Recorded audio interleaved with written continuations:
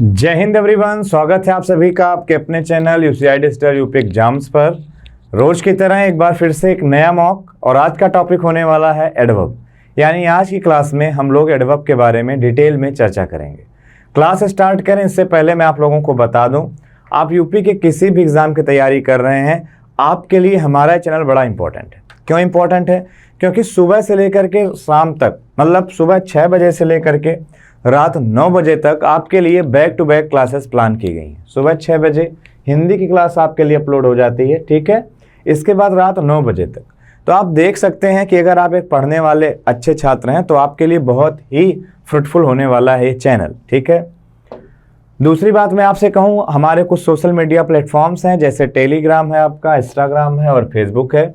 जितने भी content share किए जाते हैं, स्पेशली जो चित्रांशी मैम शेयर करती हैं कंटेंट्स आप लोगों को, वो टेलीग्राम पे शेयर किए जाते हैं। आपको कोई पर्सनल जानकारी लेनी है तो आप हमारे इंस्टाग्राम पे आइए, आप टाइप करिए अपने मैसेज को और तुरंत उसका आपको रिप्लाई दिया जाएगा जितनी जल्दी पॉसिबल हो सकेगा।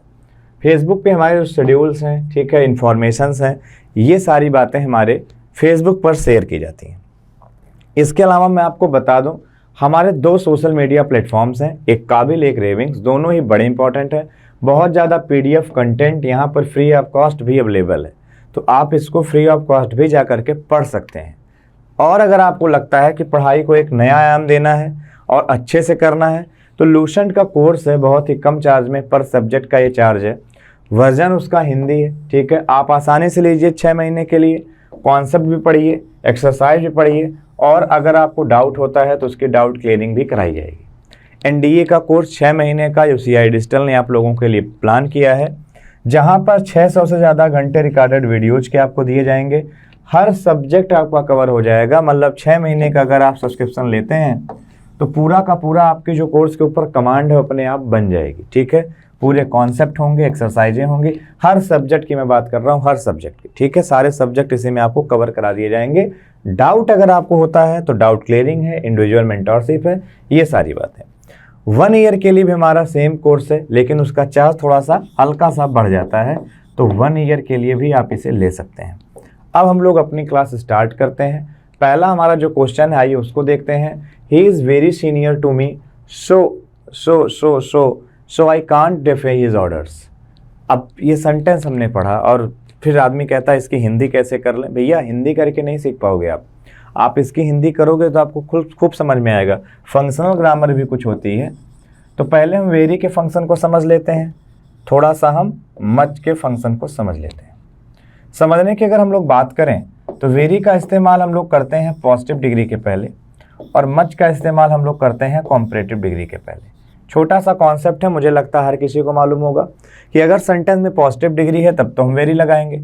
जैसे कभी कभी हम लिखते हैं वेरी गुड, हम लिखते हैं वेरी गुड। अब ये गुड कहीं ना कहीं पॉजिटिव डिग्री है, पॉजिटिव डिग्री के पहले वेरी आ गया। लेकिन अगर कभी मान लीजिए हमने बेटर लिख रखा हो, तो बेटर के लिए हमने सुना होगा आदमी कहता मच बेटर, वेरी बेटर नहीं होता, मच बेटर होता है।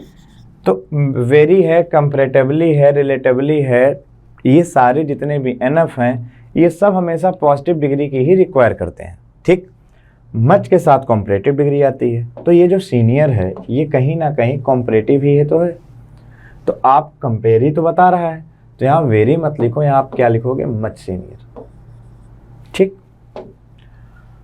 आगे बात करते हैं, दूसरे क्वेश्चन की तरफ बढ़ते हैं। You are almost quite competent for the post of sales executive, so if given a change you can show the results. अब बहुत ही अच्छा क्वेश्चन है, आप शब्दों को समझना सीखिए। आइए, अगर हम बात करें यू की, तो यू आपका सब्जेक्ट है।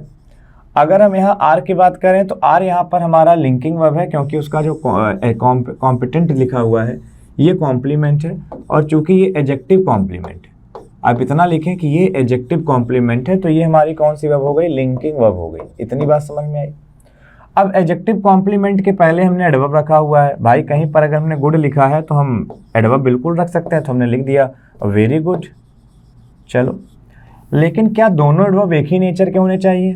क्वाइट और ऑलमोस्ट दोनों का मीनिंग तो एक ही है, तो जो एडवर्ब ये है वही एडवर्ब ये है, तो दोनों में से किसी एक को ही आप इस्तेमाल करोगे। या तो आप ऑलमोस्ट को हटा दो या तो आप क्वाइट को हटा दो। कहने का मतलब है दोनों एडवर्ब सेम डिग्री के एक साथ नहीं आ सकते, उनकी या तो डिग्री अलग अलग हो, ठीक है।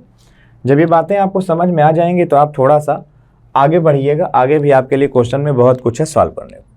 You do not know to make friends, you do not know to make friends, so you are leading a lonely life.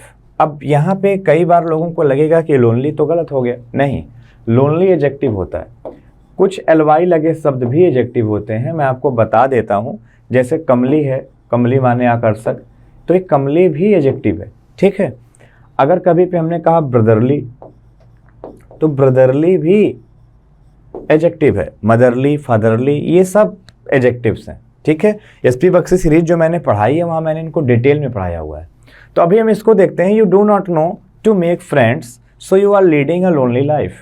अब आप समझना, जो यू है ये सब्जेक्ट है, यू डू नॉट नो ये हमारी वर्ब लिखी है, verb phrase. You do not know what, to make. तो एक चीज़ समझना, अगर मैं कभी ये कहूँगा आई नो यू, इसका मतलब है मैं तुम्हारे बारे में जानता हूँ। मतलब तुम क्या पहनते हो, क्या खाते हो, कैसे नहीं हो, मैं तुम्हारे बारे में जानता हूँ।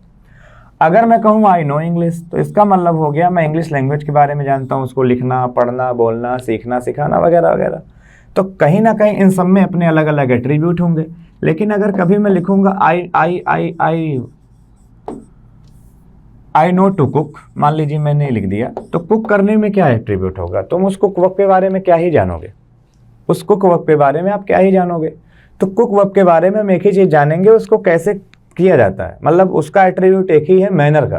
तो वर्ब के साथ यहाँ पे एक एट्रीब्यूट होता है मैनर का। मतलब मैं अगर कह रहा हूँ आई नो टू कुक, तो इसका मतलब ये है कि मैं ये जानता हूँ कैसे पकाना है, ठीक है।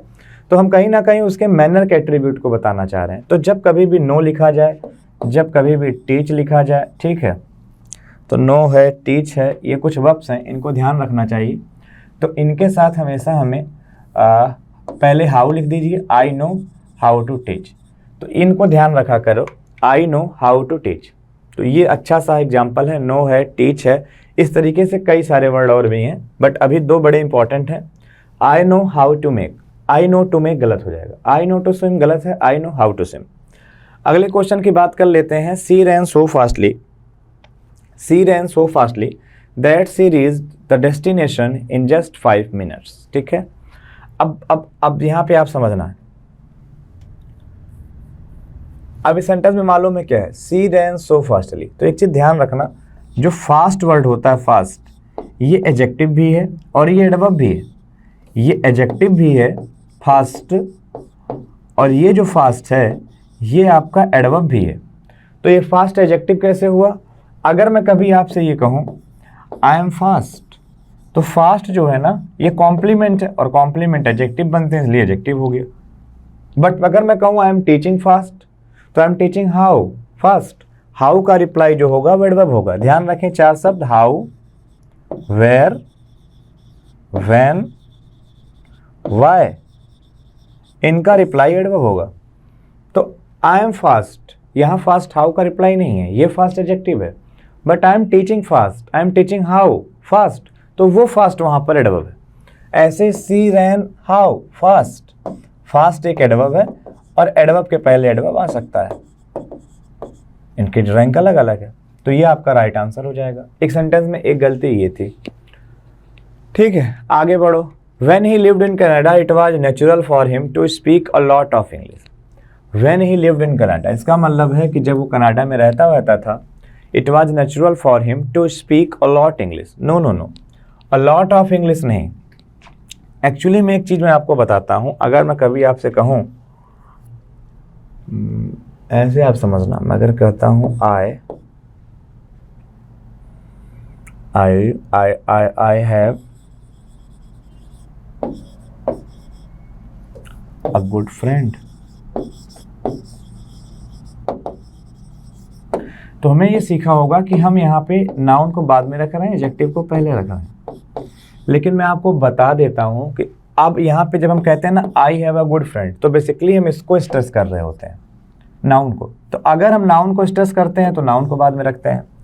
लेकिन अगर मैं कभी भी नाउन को ना स्ट्रेस करके एडजेक्टिव को स्ट्रेस करूं, तो एडजेक्टिव बाद में लिखा जाता है, नाउन पहले लिखा जाता है। जैसे अगर मैं कहूं पीएम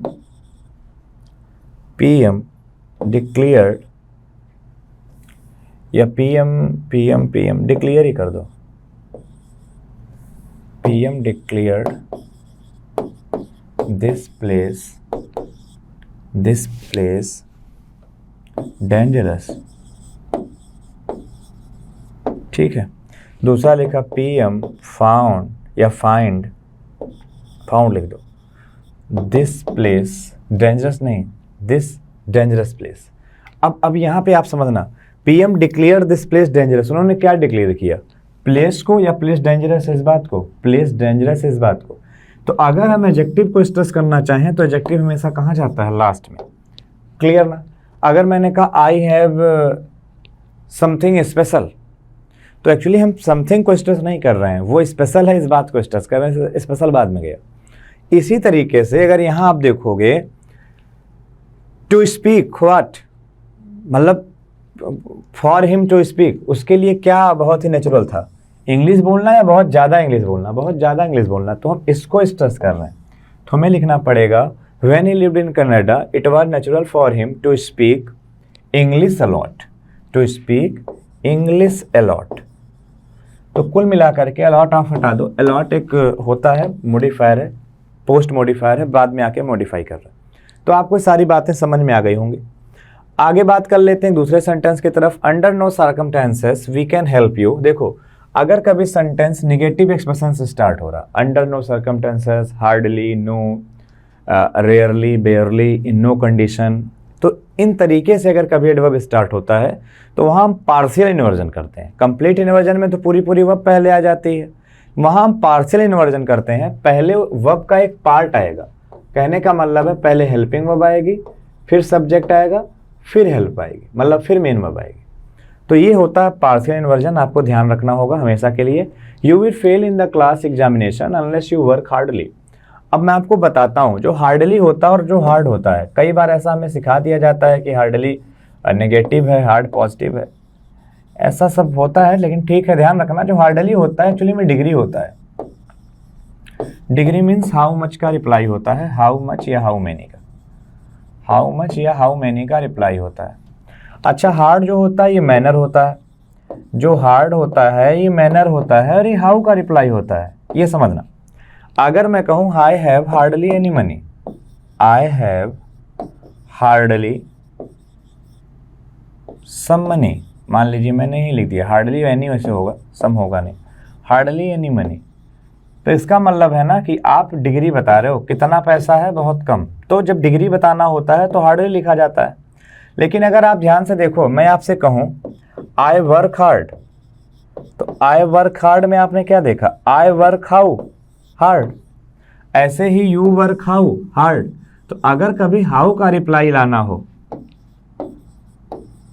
अगर कभी हाउ का रिप्लाई लाना हो तो हार्ड लिखा जाता है, हार्डली नहीं लिखा जाता। ये छोटा सा कॉन्सेप्ट है, ध्यान रखना। आगे बात कर देते हैं, the room is too much small. देखो छोटा सा कॉन्सेप्ट है, ये जो टू होता है और ये जो मच होता है इसके रिलेशन में है। देखो जो टू होता है ये हमेशा एडवर्ब होता है, ये ध्यान रखना, और जो मच होता है ये अपना एडवर्ब भी है और ये अपना डिटरमाइनर भी है। कहने का मतलब ये है कि टू के साथ हमेशा एक एडजेक्टिव आएगा, क्योंकि टू क्या है, एक एडवर्ब है। अच्छा मच के साथ एडजेक्टिव भी आ सकता है, मच के साथ नाउन भी आ सकता है। ठीक, अब इस बात को मैं सरल करके बताऊं, अगर स्मॉल को देखोगे ना तो स्मॉल क्या है, एडजेक्टिव है। अगर स्मॉल एडजेक्टिव है तो इसके साथ टू लगाना पड़ेगा। अब इस बात को ऐसे समझना, अगर कभी सेंटेंस में ऐसे समझ लेना टू मच लिखा हो या सेंटेंस में कभी मच टू लिखा हो, तो ये ज़्यादा ज़रूरी होगा जानना कि कब क्या इस्तेमाल होता है। तो टू मच का इस्तेमाल सेंटेंस में तब किया जाता है जब उसके साथ कोई नाउन लिखा गया हो, और मच टू का इस्तेमाल सेंटेंस में तब किया जाता है जब उसके साथ कोई एडजेक्टिव लिखा गया हो। ये दो कॉन्सेप्ट आप अपने दिमाग में फिट कर लीजिए। टू मच के साथ क्या आता है, नाउन, और मच टू के साथ क्या आता है, एडजेक्टिव। अब इसको आप याद कर लो, TMN, तुम्हारा मन नहीं, याद कर लो फटाफट। टू मच के साथ नाउन आता है, तो टू मच के साथ नाउन आएगा, ये तो कहीं ना कहीं रोम की क्वालिटी स्टेट बता रहा हो कि स्मॉल है, ये एडजेक्टिव है। अगर ये एडजेक्टिव है तो फिर यहाँ लिखो मच टू, मच टू। देखो भैया अगर आप ये नहीं पहचान पाओगे एडजेक्टिव क्या है, नाउन क्या है, तो फिर दिक्कत हो जाएगी। आगे बात करते हैं, your car would not have given you so much trouble if you had maintained it proper. अब आप बहुत पूरा सेंटेंस आप पढ़ते आए, your car would not have given, would के साथ हैव V3 लगा दिया, so much trouble. If you had maintained it, how? If you had maintained it, how? Not proper, it's properly. तो बात समझ में आ रही? हाउ का रिप्लाई है, तो आपको एडवर्ब अगर चाहिए तो एलवाई लगाइए। Sita is too much beautiful. अब देखो ब्यूटीफुल फिर से एडजेक्टिव है, तो यार टू मच हटाओ, यहाँ पे आप लिखो मच टू। कुल मिला करके टू मच के साथ नाउन आता है, ठीक है, और मच टू के साथ क्या आता है? एडजेक्टिव आता है। तो ये 10 क्वेश्चन थे क्लास के। मुझे लगता है कि आपने अच्छी तरीके से इनको सीख लिया होगा, समझ लिया होगा। क्लास कैसी लगी कमेंट करके ज़रूर बताइएगा। और जाते जाते फिर आपसे कह रहा हूँ कि अगर आप इस चैनल पे नए हैं तो प्लीज़ हमारे इस चैनल को सब्सक्राइब करिए। ज़रूरत है आपके सपोर्ट की बहुत ज़्यादा। दोस्तों तक इस क्लास को शेयर करिए। Thank you very much. जय हिंद, टेक केयर।